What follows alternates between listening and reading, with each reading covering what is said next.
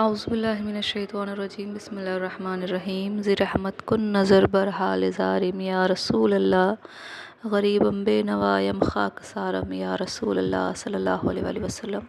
السلام علیکم ورحمۃ اللہ وبرکاتہ۔ اللہ کی دی ہوئی ہدایت سے اور اسی کی رضا کے لیے ہر نیک عمل اور ہر برائی سے دوری اللہ ہم سب کو نصیب کرے، کیونکہ نیت ہی فیصلہ کراتی ہے جنت اور جہنم کا۔ نیت سے ایک اور چیز ہمیں غور فکر کرنی چاہیے کہ کیا میرا عمرہ جانا قبول ہوا؟ جو میں نے روضہ رسول صلی اللہ علیہ وآلہ وسلم پر درود پڑھا وہ قبول ہوا؟ جو میں نے خانہ کعبہ کا طواف کیا وہ قبول ہوا؟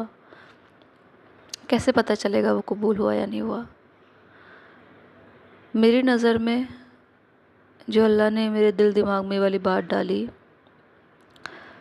صرف یہ کہ آپ عمرہ جاؤ، عمرہ جانے کے بعد آپ کو عمرہ کیا، آپ رسول اللہ صلی اللہ علیہ وآلہ وسلم کے روضے پر حاضری آپ کو بلایا جاتا ہے کہ اس امتی کو بلایا جائے، کیونکہ آپ صلی اللہ علیہ وسلم ہر پیر و جمعرات میں ہمارے نامہ اعمال دیکھتے ہیں، اور جس سے تکلیف ہوتی ہے جس کے اعمالوں کو دیکھ کر تو آپ غم زدہ ہوتے ہیں اور اس کے حق میں دعا کرتے ہیں، اور جس کا نامہ اعمال دیکھ کر خوش ہوتے ہیں تو اس کے حق میں بھی دعا کرتے ہیں۔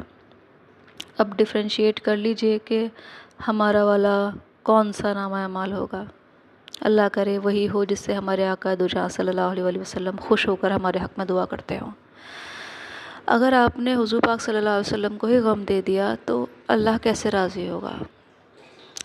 خیر، ہم عمرہ پہنچے، ہم روضہ رسول صلی اللہ علیہ وسلم پہ ہمیں بلاوا آیا، کس لیے؟ دکھا اے امتی تیرا حال کیا رہا، میری جو حضور پاک صلی اللہ علیہ وسلم کی جو قربانیاں، جو ان کے صحاباؤں کی قربانیاں، جو ان کے اولاد کی قربانیاں ہیں، کیا تیرے سینے میں وہ درد ہے؟ کیا تیرے سینے میں خوف خدا ہے کہ تو نے میرا پیغام پہنچایا کہ نہیں؟ اصل میں ہماری حاضری اسی لیے ہوتی ہے۔ دوسری چیز، جب ہم بلائے جاتے ہیں، ہمیں بلوایا جاتا ہے، وہاں پر کرم ہوتا ہے، تو ایک وجہ یہ بھی ہوتی ہے کہ ہمارے اوپر حضور پاک صلی اللہ علیہ وسلم کی نظر پڑے اور ہمارے حق میں آپ دعا کریں گے۔ بے شک آپ اپنے ہر امتی اس کے حق میں دعا کرتے ہیں، کیسا بھی ہو، اور آپ کی دعا سے اللہ پاک ہمیں بخش دے، آمین۔ اب سوال جو شروع میں کیا گیا تھا وہ یہ کہ کیا میرا عمرہ قبول ہوا، کیا میری حاضری قبول ہوئی؟ اگر آپ وہاں سے واپسی آنے کے بعد آپ کے دل میں تبدیلی ہے، آپ نے وہ گناہ چھوڑا ہے، آپ نے وہ اپنے اندر چیزیں پیدا کی ہیں جو اللہ اس کے رسول کو پسند ہے، تو سمجھ لیجئے انشاءاللہ آپ کا عمرہ قبول ہو گیا۔ کیونکہ عمرہ کوئی پکنک اسپاٹ نہیں ہے، کوئی شو آف کرنے کی جگہ نہیں ہے جہاں ہمیں کھڑا کیا جائے گا میدان عرفات، جب سب ایک ساتھ بلائے جائیں گے حشر کے میدان میں، تو وہاں پہ بلا کر اللہ پاک ہم سب سے سوال کرے گا۔ تو غور کیجئے کہ اگر میری زندگی میں 4 عمرے، 5 عمرے، 6 عمرے ہوئے ہیں تو کیا میری زندگی میں بدلاؤ ہوئے ہیں یا نہیں؟ اگر نہیں ہوئے ہیں تو فوراً اللہ کے حضور جھک جائیے، اللہ سے معافی مانگے کہ اللہ میری زندگی کو تبدیل کر دے۔ تبدیلی سے ہی ساری بات بنے گی۔ روگردانی کریں گے، اپنے ان اعمالوں پہ ڈٹے رہیں گے، چاہے کتنے عمرے کر لیں، کوئی بات نہیں بنے گی۔ اب دوسری چیز، جو بہنیں جو بھائی یہ سوچتے ہیں کہ ان کا بلاوا نہیں آ رہا ہے، ان کا رونا رہتا ہے ہر سمے، ان کے دل پہ تکلیف رہتی ہے، تو ان کے لیے ایک بڑی پیارا سا ایک لائن ہے، ان کی چشم کرم کو ہے اس کی خبر، کس مسافر کو ہے کتنا شوق سفر، ان کی چشم کرم کو ہے اس کی خبر، کس مسافر کو ہے کتنا شوق سفر۔ تو آپ کا رونا، آپ کا تڑپنا اللہ اس کے رسول کی بارگاہ میں دیکھا جا رہا ہے، یہ ضائع نہیں جائے گا، اور جب بلاوا آئے گا تو بہت اچھے سے بلاوا آئے گا۔ میں رشک کرتی ہوں ان آنکھوں پر جو مدینے جانے کے لیے تڑپتے ہیں، مجھے رشک آتا ہے ان لوگوں پر جو مدینے جانے کے لیے تڑپتے ہیں، اور افسوس ہوتا ہے ان لوگوں پر جو مدینے ہو کر، مکہ شریف ہو کر آنے کے بعد ان کی زندگی میں کوئی تبدیلی نہیں ہوتی، مجھے ان پر افسوس ہوتا ہے، بہت بڑا افسوس ہوتا ہے۔ ایک وہ چیز ہے نا، اللہ نے کسی کو تو نعمتیں دے دیں، یہ بھی لے، یہ بھی لے، یہ بھی لے، اور اللہ نے کسی کو اپنی محبت دے دی۔ کس میں کتنا بڑا انتر ہے ان باتوں میں۔ اللہ کیا دے رہا ہے اصل میں آپ کو؟ اپنے قریب کر رہا ہے، یا جس چیز کے آپ مانگنے جا رہے ہو، جو بس دنیا کی چیزیں، اپنی ضروریات زندگی مانگنے جا رہے ہو، بس اللہ وہ دے رہا ہے آپ کو؟ اس بات پر ضرور غور کریے کہ آپ کا عمرہ جانا کیا فائدے میں ہے۔ دوسری چیز جو بہنیں عمرے کے لیے تیاری کر رہی ہیں، وہ یہ دعا ضرور مانگیں اللہ سے کہ اللہ پاک جب تو مجھے بلائے تو میری زندگی تبدیل کر کر ہی مجھے واپس کرنا۔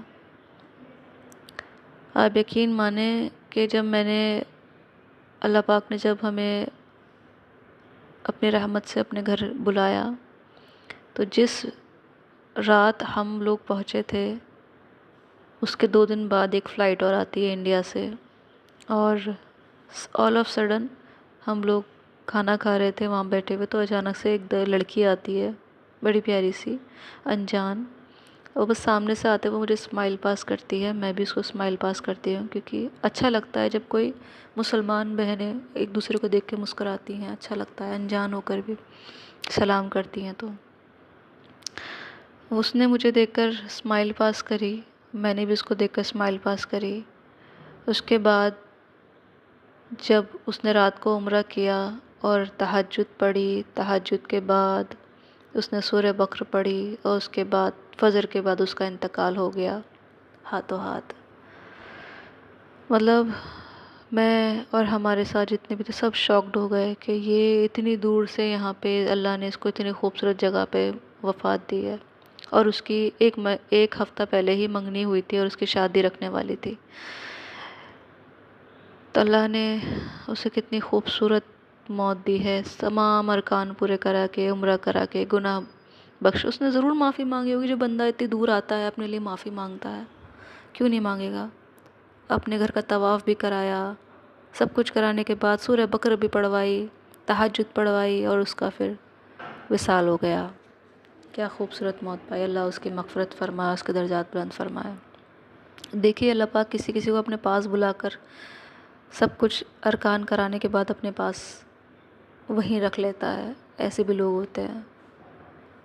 تو کیا میرا، آپ کا، ہم سب کا عمرہ جانا کیا سچ میں فائدہ مند ہو رہا ہے ہمارے لیے، یا صرف ہم اسٹیٹس کے لیے یا لوگوں کو بتانے کے لیے کہ میں نے اتنے عمرے کر لیے یا میں نے اتنے حج کر لیے، اس طرف جا رہا ہے؟ غور کیجئے کہ آپ کو کتنی قربت مل رہی ہے اللہ اس کے رسول کی۔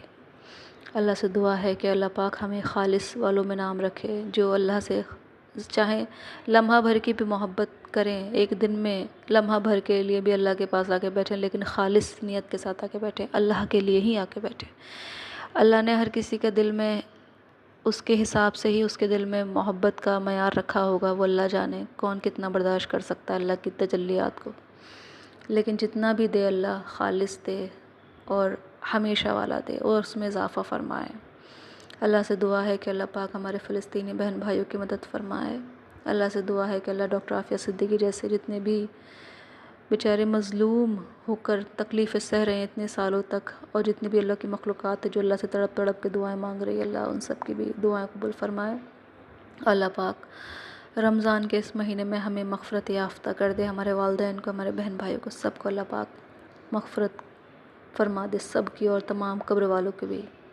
دیکھیے جو اپنے لیے چاہتے ہیں وہ دوسروں کے لیے بھی مانگیں، اللہ آپ کو ضرور دے گا۔ اللہ تو رحمت، اس کا تو نام ہی رحمان ہے اور رحیم ہے۔ ایک ہوتا ہے رحمان جو رحم کرتا ہے، ایک ہوتا ہے رحیم جو بار بار رحم کرتا ہے۔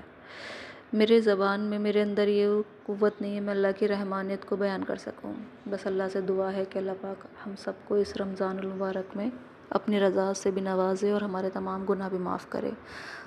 آمین ثم آمین۔ السلام علیکم۔